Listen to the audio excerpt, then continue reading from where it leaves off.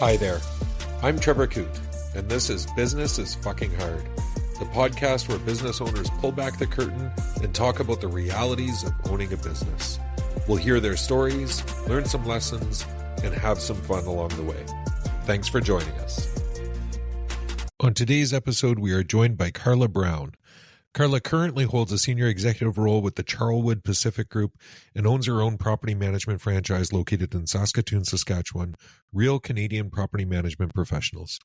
After holding a multitude of roles in the real estate space, Carla was front and center during the acquisition of a portfolio of real estate brokerages by Connexus Credit Union, and then led the undoing of that same acquisition. I hope you enjoy this episode. Carla Browne, welcome to the podcast. Thanks for having me, Trevor. This is kind of like a reconnection of old friends, so it's going to be fun. Right.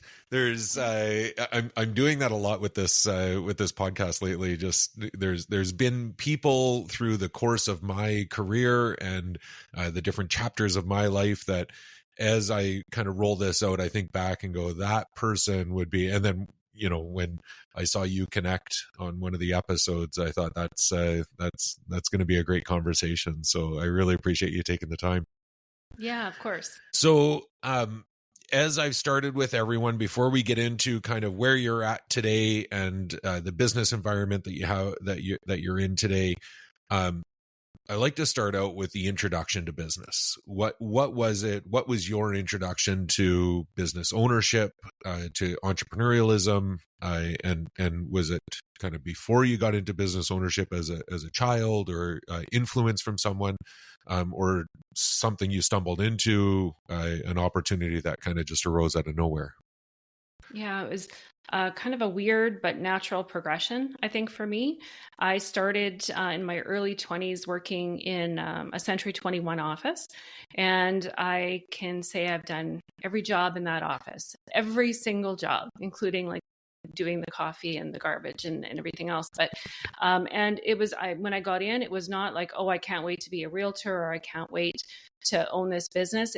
I was in administration, and I loved the business. I loved being around the salespeople. Each day was different. I loved helping them with the challenges, and it just kind of morphed into something as time went on. So had an opportunity in the company that I was in to be a small shareholder.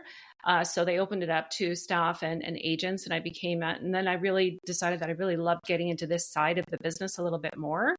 And then I'm going to date myself, I guess, a little in this podcast so people can figure out how old I am. And then it was 2005 where our company was approached by a credit union here in Saskatchewan, and they wanted to actually buy into real estate. They wanted to be in that real estate game. And at that time, we had 2 offices in Regina, 2 in Saskatoon, 1 in Moose Jaw, 1 in PA. And so we sold them to them, and then I became the provincial broker for them and worked on their strategic partner business line. And we did that for a number of years, but then their leadership changes, as it does in those kinds of corporations. And it was a weird time, because I always say that they tried to make us fit into that financial institution way of doing business. And we're a real estate brokerage, and real estate brokerages, as you know, Trevor, they're their own industry, and you can't like morph them into something else. So I don't think it was exactly what they wanted. Their leadership changed. And then in 2011, they're kind of like, I think we're done with this. So they came and said, like, I think maybe we want to sell them off. So my uncle, who became my business partner, him and I approached different business owners in Regina, Moose Jaw, and Saskatoon, and we helped sell them off for the credit union that was owning us at the time. And then my uncle, who also lived part-time in Mexico, called me one day, and he said, Carla, I just went for this really long walk along the beach, and it's like, why aren't we just buying Regina? Like, why aren't we just going back into Regina? It's the one we love. We know this business inside out and backwards. Why don't we just try to do that? I still want to be in this game for about 5 more years. So I said, okay, I live in Saskatoon. So then I became the operational manager with him and a couple other partners. And now we full out own this business, and I'm traveling a lot between Regina and Saskatoon. So it went from taking on an admin position to years later entering into ownership. But I think I always treated the business like my own. This is how I operate. So it just seemed very natural to me. So in those early days, you're in an administrative position. The company says we want to offer equity shares to at least offer, whether you take them or not, to folks that are helping build this business, and not something that happens every day, especially for smaller organizations, smaller companies. Was there any hesitation from you? I mean, at that point, it's just an investment. It's not full ownership. You don't have that responsibility. But like, to me, that was kind of your first kind of dipping your toe into, having a stake in something. Was there trepidation or? No, I mean, my uncle was involved. So obviously there was this huge trust factor. I was working very closely with him on the operational side of the business, and he's the one that really encouraged it. And he's by far the biggest mentor in business I've ever had. And so, I mean, the trust factor was just so incredibly high that it just seemed like a no-brainer. And then the more I got involved, and I was quite young at the time, but the more I got involved and really understood how business worked, like the real inside of business, not just what we see when we walk into a business or we're sitting at a desk doing administration, I loved it. I loved the ability to break down how we could do more, where we needed more, where the systems and processes needed to be improved. And that's where I think my superpower was when I worked with him. He was kind of the outside person of the business, and I became more of the inside doing things. And I think we worked very, very well for that reason. And then as time went on, then it became what else could we do? Because it just couldn't. Everything seemed to be running quite smoothly, as smoothly as it can run in a real estate brokerage. I'll put it that way. And we got into the mortgage business. We'd been in it before, so we got back into the mortgage business, their mortgage brokerage company, and then I just saw this incredible need for high quality customer service property management. We were getting calls all the time. We kept turning them away. Our parent company, the owners of Century 21 Canada, decided to get into the business and had a franchise system that they were bringing into Canada, brand new at the time, wasn't really set up yet. But I said, I really would like to do this. So when I said to my partners, they thought I was crazy. And they're like, well, if you want to do it, Carla, we'll support you. But we don't really want to have anything to do with it. But I was like, those three business lines work so well together. Like, we can be helping people from all angles. So that's when they said, you go do it if you want to, and we'll support you. But then I kind of wondered, I got thinking about this a long time after, is like, did they really support me? Because when I think back, I think they all had investment properties that I was not managing. But yeah, I think they thought I was just playing. And that was just like the motivation to, well, I have to prove you all wrong now, right? But it is a great business. And that's where my love then, I eventually moved away from the real estate side, being in the brokerage and focusing on the property management company myself. So we can get into, because I mean, well, you and I both know this, that our paths crossed many times, though not straight on. With Century 21 franchise, that was my first franchise that I had. I built a property management company to 1,000 doors in 5 different cities in Saskatchewan. And I think I had sent to mortgage managers, the mortgage brokerage. So I think our, kind of a similar path along almost a similar time as well. But I want to go back to, before we get into all of that, I want to go back to the acquisition by the credit unions, because that was, and I want to get a sense of what your role was during the acquisition. But I think, again, for this being a business podcast and kind of talking about the challenges and the opportunities and lessons learned, that's a big one. Like somebody listening might be just have a fledgling business, but aspirations to be acquired or to acquire, or, some alignment with a bigger organization like potentially a credit union or something like that. So dive into that experience a little bit for me, what you're allowed to share, what you're able to share, but just what that whole experience was of being kind of that acquisition.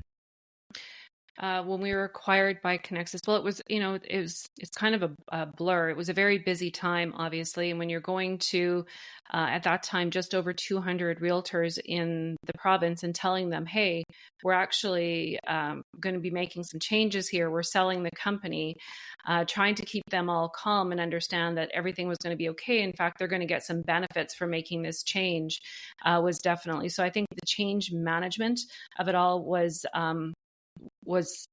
it was hard. It was really hard. And it's something that we put a lot of thought into, a lot of focus. And I think we really tried to bring our agents in and give them as much information as we could as we went through. I mean, for those listening, in a real estate company, your agents are independent contractors. So they literally can walk out the door and go work somewhere else, Right. and basically take their business with them. So it's not like we were just trying to calm down employees. We had that part as well. And I think that for the most part, just about everybody stayed. There might have been the odd one, but I can't even remember there was definitely not lots of loss. But it was an interesting time because the two cultures, that was the one thing that I think was the biggest lesson learned, is that the cultures of the organizations were not the same. And we tried to make them the same. But, credit union is a corporate structure. So it's very, it's got steps along the way. Probably the biggest frustration for me coming from business, where I was used to making decisions like this, and now I had to wait along the way. That Right. became very frustrating for me. But then I also think personally, I learned a lot. I learned a lot about, working with a board, the governance of a big organization, those kinds of things that I really didn't have any experience about. But I would say the lesson learned there, Trevor, is to really understand that when you're going to start to acquire and mesh organizations together, that you understand the people make your culture, right? So you can't force culture. So if you have to understand who they are, and then make sure that there's a really good fit there. I think we should have done more work there to make it a little bit smoother. And so interesting that you say we should have done more work, I guess, to make it smoother. But do you think if Connexus had known that cultural alignment wasn't necessarily there, that they would have thought twice about the acquisition overall, or that wasn't a big piece of their decision making? I don't think so. Their leadership had a vision, and that vision was kind of that one-stop shop. So they really wanted real estate, and insurance was another one that they had acquired. The mortgage brokerage also, because at that time, mobile mortgage specialists in the financial institutions weren't as common. And so they really did see, and the leadership was really pushing for it because he had a vision. It might have worked, I guess, if over the time that leadership had the same vision, but they had a couple different leaders along the way. And then that's when it was we're just not made for this. And we did have a lot of challenges in running the brokerage, as a provincial broker. It was, when you bring on a new agent, they had to do things a certain way. Connexus obviously wanted to gain business from it, right? So there was just a different way of running a brokerage. I wouldn't say it was a bad way of running a brokerage. It was just different, and definitely something that Saskatchewan had never seen before. Yeah. And I don't know that many places had, right? It was, even to kind of you talked about the corporate culture, the corporate structure of a credit union, which makes sense. They're, from every aspect, the fact that they're in a financial space, the fact that their regulatory environment is way heavier, the fact that their staff load is way heavier, the numbers are generally much bigger that they're dealing with. You're going to have more corporate structure within an organization like that. And I don't know that we even see that necessarily in the real estate sector, maybe some of the really big brokerages, but something I don't know if I've ever shared. When that happened, that the story came out, I didn't realize it was 2005 because I had my Century 21 brokerage in 07, 08, 09. And when the acquisition happened, when Century 21 rolled into Connexus, we had Innovation Credit Union in our neck of the woods in Saskatchewan, right. and I called them about buying my Century 21 brokerage. Yeah, I thought that's an easy out. That could be an exit strategy for me. So I want to talk about your role then in that broker role. Were you a broker before Connexus acquired Century 21? Yes. So I you was were in not a leadership role at that point. yeah, I Yeah. was, but I was I guess I wasn't the managing broker for the province at that time. That once Connexus came in, that's when then I became the managing broker for the entire province. I was in a leadership role, but as a branch manager, but I was in Right. charge of the operational parts of all of the 6 locations at that time. And was it a draw the short straw kind of situation to determine who was going to be the did you apply for the role with Connexus, No, or it was just part of what we thought would work best. So I had no hesitation. I really was already kind of doing it, if that makes sense. yeah, And we had branch managers in the different locations as well, so they were still overseeing a lot of that. Day-to-day agent stuff. For me, the broker position was very operational and administrative at that time, and so no, there wasn't any hesitation. It was very exciting at the time. It really was. I mean, it was something that Saskatchewan had never seen. We were working with the big organization. We definitely had access to things we never had access to before. They had a full-fledged HR department. They had a full-fledged marketing department. They had a full-fledged right, legal department. Like, those are things that real estate brokerages don't have. So our access to different kinds of knowledge and expertise went from like here to here. I no longer had to be the person that knew everything about. I didn't have to be the IT person anymore, Trevor. I actually had an IT department that I could call on. So, from those kinds of standpoints, there was like so much to gain. It just really boiled down to the culture and how these organizations operated at the very ground level that just never really totally meshed. So, like I said, when their leadership changed, it's not like it was a failing operation. It wasn't. We were thriving, but the vision of that leader was just to focus in a different way. So when that happened and the board made that decision, they were like, I think we want to make a change. So they worked with us on the change. So they didn't just say like, we want out, we're done. We were very, very thoughtful as we went through the change on who would be the best to take over in these different markets. My uncle and I went and we helped. I consulted with the Saskatoon office for God, I think almost 2 years. I don't know the exact date, but where I worked with them as a consultant to make sure that they felt very comfortable, because we were taking realtors and we were making them brokerage owners. right. And some of them had some ownership experience in the past and some of them didn't. So we needed to really work with them on the operational side and hold their hand. And we were willing to do that to make sure it was successful for them and the agents. That's what was bottom line was most important, is how do we make this as seamless as possible so that our agents are going to be able to continue to provide a great level of service for their clients and not feel the big impact. Yeah. And I mean, all of that change management that you've used the word culture several times. I mean, that change and adaptation to, kind of melding those two together is nothing but challenging. I want to, I'm curious how honest you can be about this. The environment within a corporation, you move a brokerage model into the corporate structure. You identified that all of a sudden you had access to IT, to marketing, to communications, to all of these different departments. And the brokerage itself, were you able to differentiate the financial position of the brokerage with or without all of those ancillary services that you're getting from, like, I'm assuming that the IT department of Connexus, as they came in and helped you, troubleshoot or change out your equipment or retrofit your boardroom, would the brokerage be paying for that back to Connexus? Were those soft costs able to be tracked in order to actually identify the success of the business as a standalone?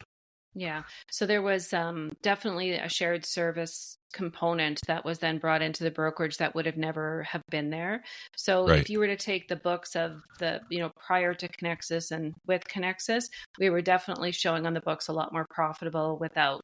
And it wasn't because on top line continued to grow year over year. I mean, they were good Right. years. They were good years in real estate. We have to remember that as well.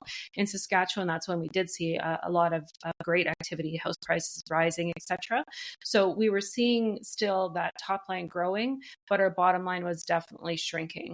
All of our wages got, I call it Connexusized.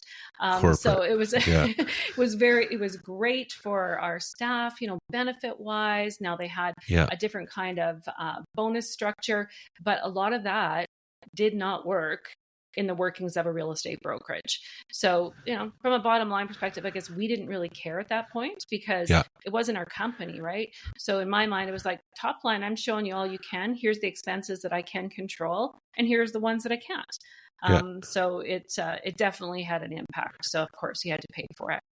It becomes a department, right? You're a department of a bigger structure. So Yep. then that begs the question. This is a great segue into the next transition in your career, was undoing all of that. So first of all, how long was the brokerage within Connexus? But then, if like things like, and I'll use this as an example, those staff, maybe you hired somebody while you were with Connexus and then you're transitioning out, and those wage adjustments have to take place in order to make the brokerage profitable as a standalone.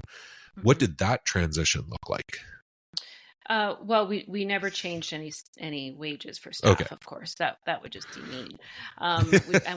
We'd lose staff.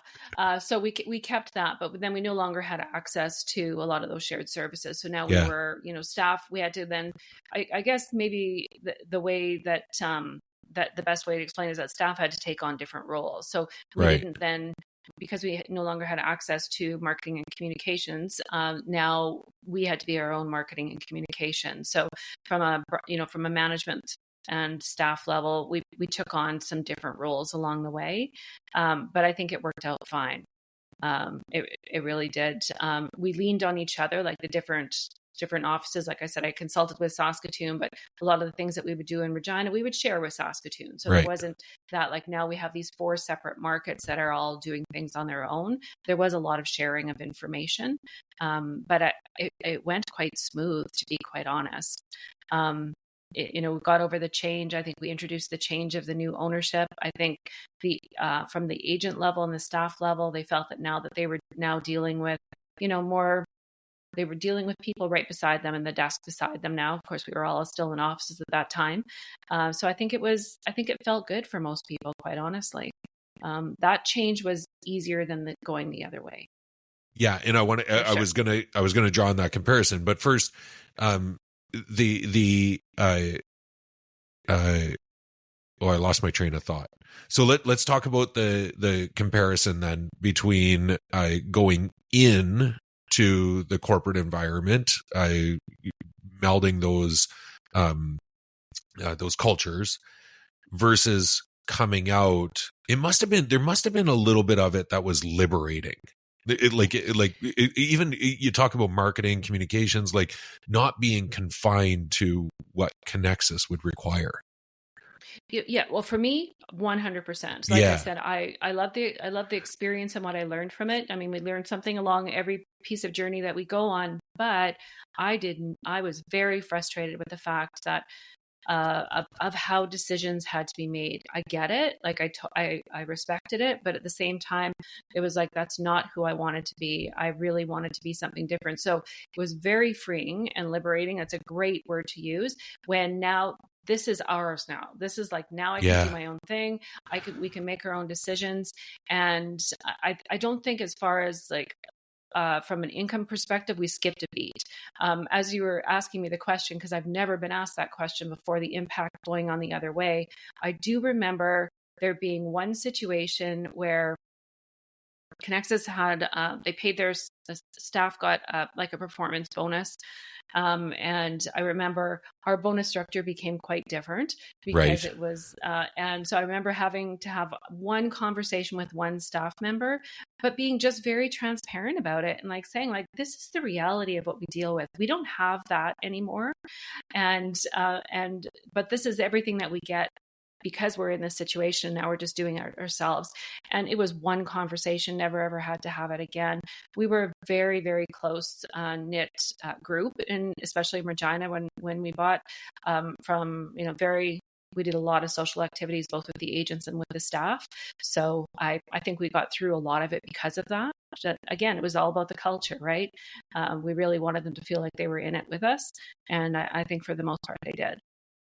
And I think, like, again, it comes back to the purpose of the podcast, to kind of show folks out there, whether they're in business or working for businesses, whatever it is, whoever might be listening, that there's there's decisions, there's things being made on the business owner side that are not easy, but also have a greater impact, right? And like the bonus piece, that conversation around that, it's, if you can really understand the structure and the context of the decisions that are being made, it changes kind of your understanding of why why the bonus structure might have to change coming out of a corporate environment like that.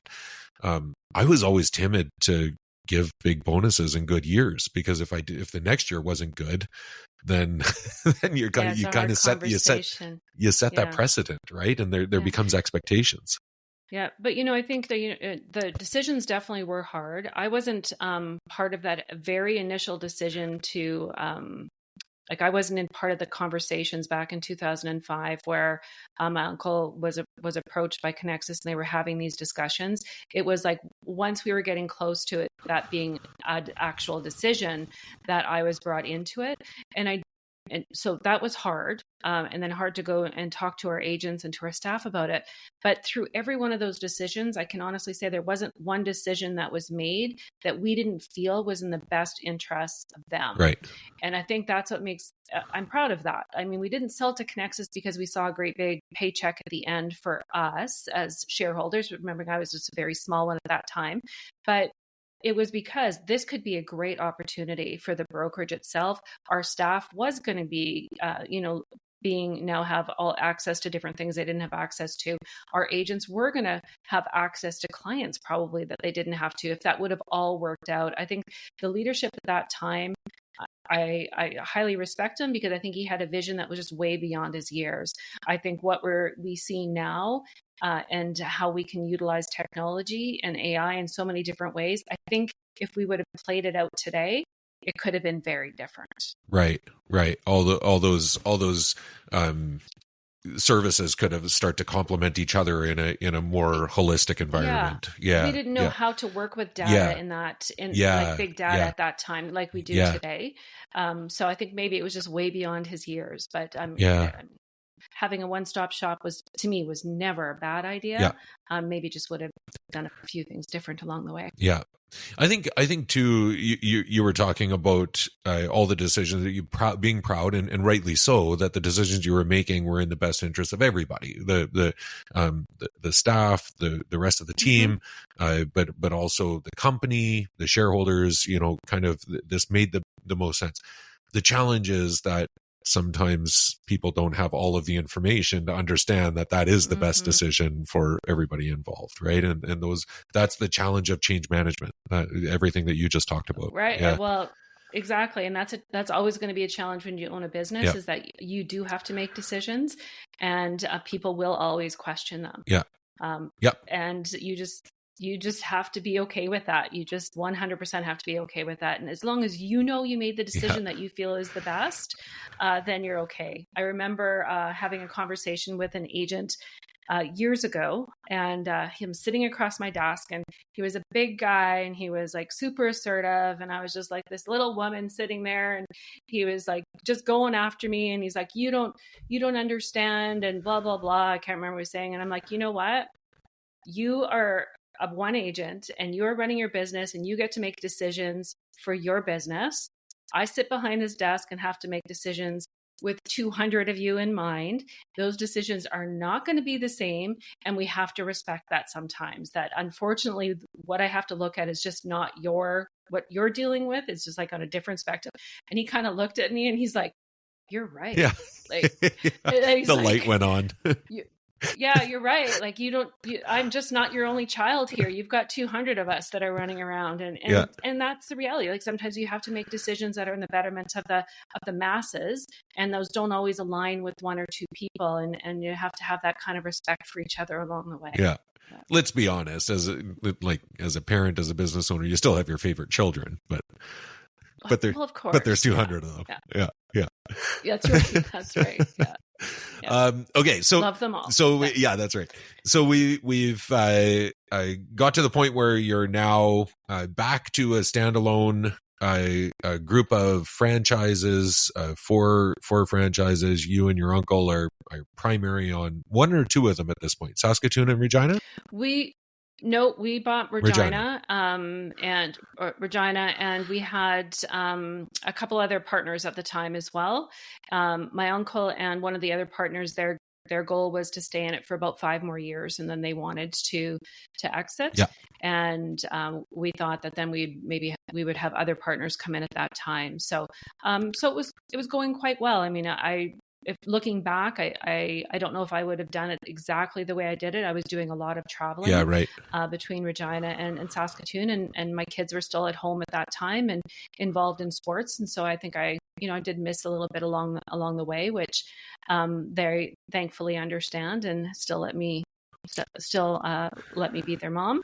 But yeah, there was some hard parts around it, but I think for the most part, it was going very, very well. It really just got a little bit, I think, overwhelming and a bit shaky when I decided that maybe we should run a property management company as well. It's just like things were going smooth. Why, Carla? But I really felt that there was a strong need for it, and I don't regret it. I'm totally happy where I am. But it was definitely some breaking points along the way. Yeah. So I want to dive into that now. But I want to carry the red thread of the conversation of balancing family, work. You've got this pull to the business, which is located in a different city from where your family is. And still the entrepreneurial challenge is still pulling you to say, no, we can do more. So walk me through kind of that decision-making process. Like you saw the need, sure. But then like, how do you justify starting yet another business when you're already feeling this pull towards another city to run a brokerage? Yeah. Well, I think first of all, my husband is super supportive. that helps. He also runs a business, so I think he also got it. A lot of people talk about this work-life balance, and unfortunately, I can say I've always probably been out of balance to what most people think, but I love to work. I absolutely love being able to help people in different ways. And I think my kids saw that. Both of our kids work in our businesses today, and I'm extremely proud of that. And I think that's because they just grew up in this environment of entrepreneurship and understanding how you can create a great life, and you get to create that every single day by going into business. But there were days definitely that I asked myself what I was doing. And, if I would have had to give myself a little more advice, I would have said, maybe just set tighter boundaries. I'm pretty independent, so I also don't ask for a lot of help along the way, which isn't good. So I probably would have done that differently. But, I do have trouble with that, like balance question, because I've always been the person that, even from a young age that, when I was an employee, after work was still like, what else could I learn? What else could I do? How could we make this better? And that's just where your mind goes, I think, when you love business. So I'm not sure if I'm answering your question or not, but I would have maybe done it differently. But at the same time, I I don't know if I would have if I actually was in it. But I think you answered the question in the sense that your children are now doing what they saw you doing, right? And I think if they saw you living the life, the balance or lack thereof, whatever it is, depending on perspective, and they looked at that and saw you being miserable and not fulfilled and running ragged and still not being able to pay attention to the family, then they would have grown up saying, I never want to be in that position. I'm going to get a government job with a pension, right?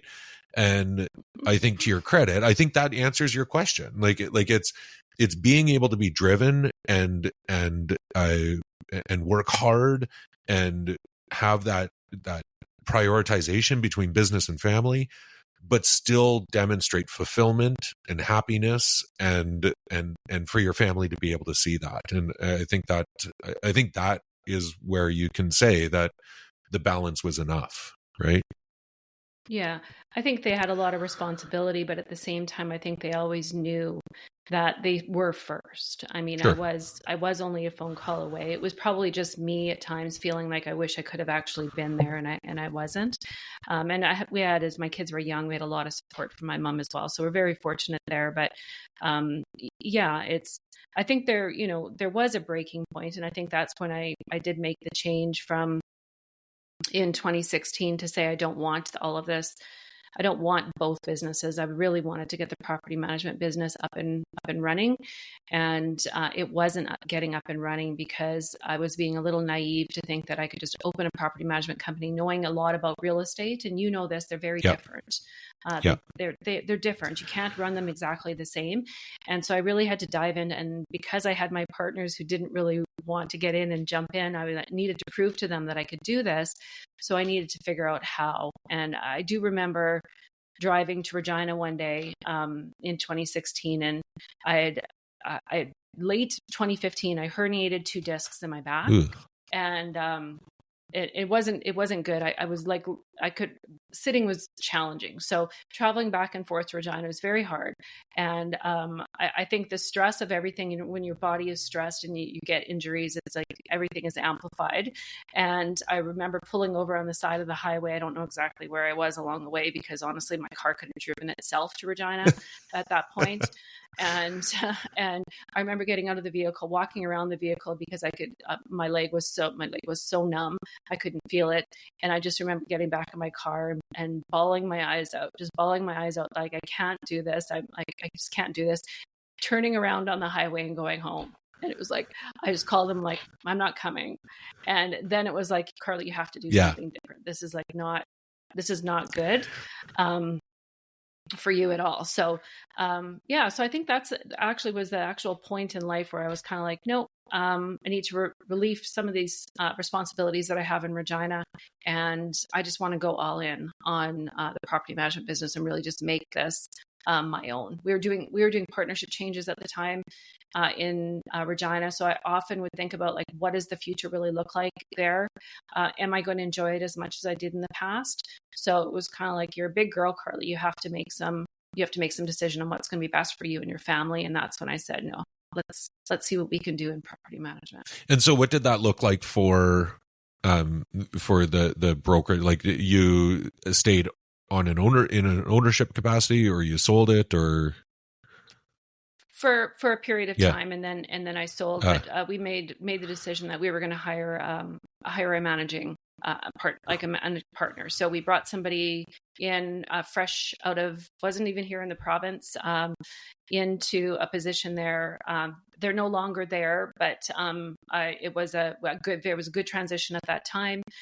Still have a really good relationship with the individual. And then changes happened there, and I just had to kind of like let go of that, the changes that were going on, and because I really did want to focus on what I was trying to build here. I think I mean, the self-awareness piece, I have one more question about kind of one of your self-awareness comments, but like to be really self-aware about kind of that balance piece, about what your role is, about the direction and the capacity, all those things, especially as an entrepreneur, when you're generally a higher capacity person, when you're pulled over on the side of the road crying, it takes less self-awareness to go, something needs to change. Right. And so the other piece on self-awareness that I wanted to go back to, you had mentioned very briefly that you had a hard time asking for help. That was one of your kind of the pieces, like that self-awareness. You know that you've identified it. Are you better at it now? Oh yeah. Yeah. Oh, yeah. Yeah. Still have the odd thing, Yeah. but much better about it now. And that to me, that's an experience in just growing up, that you don't have to have all of the Yeah. answers. You need a team of people that have all of the Yeah. answers. And as soon as you realize that, that's just that I think it's confidence, and I think it comes with experience. I mean, we all get imposter syndrome. I mean, that's going to creep in every single day in everyone's lives, as far as I'm concerned. But I think you get much better at that. And yes, I definitely know how to ask for help Yeah. now. My delegation skills are definitely improved. Yeah. I wrote an article on empowerment through delegation. Like if you consider the opportunity for somebody else to help you out as more empowering them, and trusting them and demonstrating trust and all the things that come with empowerment, versus kind of the idea that you're just offloading your work on them, then your motivation changes and their acceptance of that changes a lot as well. Yeah, I love that. Yeah. So, okay. So we're at the point where you're starting yet another company, property focusing, still in the, like you said, still in the real estate space, but it is very different. It's a different type of relationship with property owners versus realtors or buyers and sellers. So what was the early days of the growth of that model for you? Was it just you and a few other people on a team? What did that initial days look like? Initial days were just me. So similar to my on the real estate side, I've done every role in this company as well, and that was fine. You learn by doing, so I don't think that's necessarily a bad thing. I didn't know which position to hire for first, to be honest. I wanted to hire for business development first because I don't consider myself a salesperson, so to speak, but I did realize early on that as a business owner, usually it is you. No one's going to speak more passionately about what I wanted to do here than me. So it was me. So it was, and this was, back when I still was barely able to sit and walk comfortably. Which it was like this went on for a long time, where before I could get this whole back thing figured out, which eventually, like I said, I did. But it was a lot of networking. It was like I was out almost every night, talking to people, making sure that you're in the same place at the same time. And then also realizing I came from Century 21. So I had to now reprogram the entire real estate industry in Saskatoon to understand that I wasn't just Century 21, right? Like it was like, now, no, I actually can provide services to your clients who need it. So it was hard. And I knew I wanted to do something different, Trevor. I didn't want it to be like every other company. Like I said before, I saw this need for like really customer service and very high quality asset management versus just property management. I didn't want to be the person that was just like collecting rent and fixing toilets. That's not what I saw property management as. And so I went to the States because the franchise was very developed in the US. And so I went to the States and got to know some of the franchisees that were doing well, and I got to know them very well, and I got to understand how they set up their businesses, and then I tried to mimic that here in Saskatoon, and it worked. I'm very, very proud of what we have here now, and extremely proud of the team. And and I still think it's a great business. So that continues to grow. And so what does the team look like today? What does the business look like? Our business is right now. I'm looking at some expansion opportunities, but right now I'm just in the Saskatoon and surrounding area. I have a team. It's an all-female team. That wasn't necessarily on purpose, but they think it's pretty cool. So I have to say it. And I have a property manager, maintenance, of course, business development, administration, and we operate as a team. So I think that's one thing that's very different. Most property management companies, you have one person who's responsible for all aspects. That's not how I ran my real estate administration side. So I kind of applied that same system and way of thinking in the property management side, where I have someone that's just business development, someone that's just property management, someone that's just admin and accounting and reception, and then maintenance. So we work as a team. So if you come in as an investor, and you should invest in Saskatchewan, by the way, it's a very, very good place, as you know, to invest, then you're going to touch probably everyone in my team at some point. And I think that makes for a great dynamic. Everyone is specialized in their area, and our investors, I think, appreciate it. So tell me what you can about what these next steps look like. What does the future of the company or your role in property management and real estate in Canada look like? Well, I also hold a role with the Charwood Pacific Group out of Vancouver and working in integration. So I'm very passionate about trying to bring these three business lines across Canada together so that we literally can take anyone in any point in their housing journey and help them, whether that be through financing, rental, or investment, or purchase and sell, of course. So that's one area that I'm obviously very focused on. I've got a job with them. And then in the property management company here with Real Property Management Professionals, the expansion would be in other places in Saskatchewan, because I get calls all the time on expansion. And now it would be very easy to expand.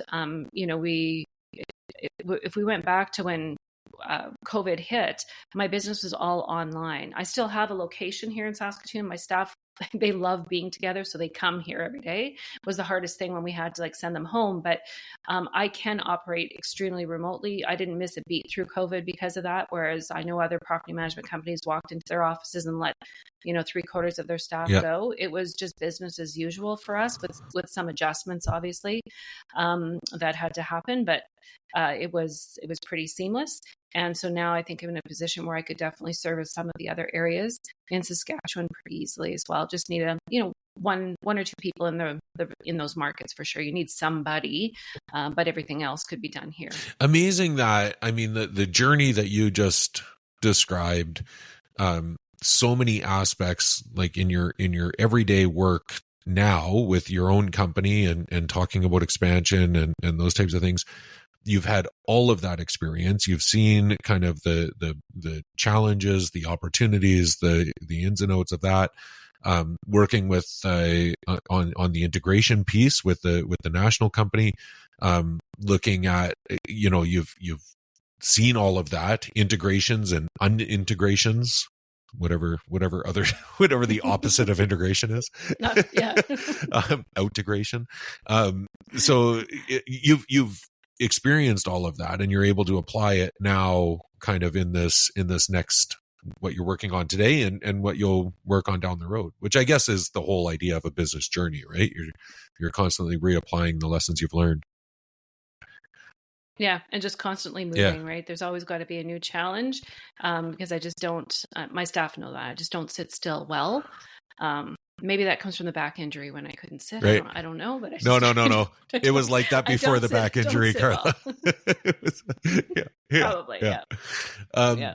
Okay, so tell me, if I were to say the hardest day in business, what jumps to mind? Is there a day or a situation, a scenario that jumps out to you that you would consider to be the hardest day? So, well, it was definitely a hard day in Regina when I made that, going to Regina when I made that decision. Right. But I think in the property management business, starting, I remember a point in time when I had hired somebody, one of those desperation hires. I've learned a lot about hiring over the years, as we all do as business owners. You don't get that right first unless you really have someone coaching you along. And I hired somebody because I needed a body. I knew that it was June. It was like this very busy time. Probably didn't give this person nearly enough training to really understand what was going to be happening. They ended up having to take on a harder situation, fairly new, and they decided it wasn't for them quite quickly, which is good in some respects, except it was June, and it was one of our busiest months ever. And I remember thinking, like, they're leaving, they're not even going to stay till X day. I can't remember what the right date was. And then I thought to myself, I don't know, how am I going to get to my son's grad that day? And I'm not like really a crier, even though I told you I was like crying in my car. I probably cried that day. And I was like trying to figure this out. But as a business owner, in the beginning, it is all on you. Like when you let someone go or somebody quits, you've just got another job, and there's nothing else you can do except to do it. I made it through, and I did make it to the grad. It was like people actually are accommodating when you tell them situations. I didn't have to like figure it all out myself. But I think that was one of the hardest days from the perspective that I wanted to just go into this property management company so I could be home more. And that would give me a little bit more flexibility as far as with my family that I was feeling I wasn't getting because I was physically out of the city. And then all of a sudden I was slammed with this, like, one of the biggest days of my life, watching my son graduate, and challenged how I was going to get there. And most people don't have those challenges. You just book the day off, right? So yeah, but I mean, there's lots of little things along the way. But I think the great thing is that as soon as you look at challenges as some kind of little test, you learn how to push through them. And that's so wonderful to have. I mean, in the most horrible way, to be able to demonstrate the hardest day in business, not being related to the business, but being related to what the business is stealing away from you. And like, that's something, I mean, it's very often when I ask that question, it relates to the impact on others. People always talk about, something that happens, a decision that they had to make that impacted their staff, or in order to save the business, or COVID impacting their staff.